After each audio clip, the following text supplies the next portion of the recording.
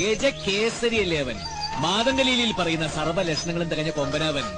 കുങ്കുമപ്പുത്താലം കതിരോന്റെ പൊന്നുകോലം കണ്ടു കൊതി പൂണ്ടോ ഗജരാജമേഘജാലം.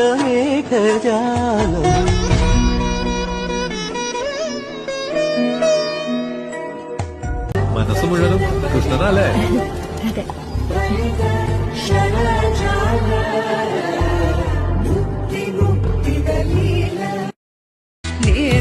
നേരമാവതറിയാമത് മിക വിനോദമാണ് മുരളീധര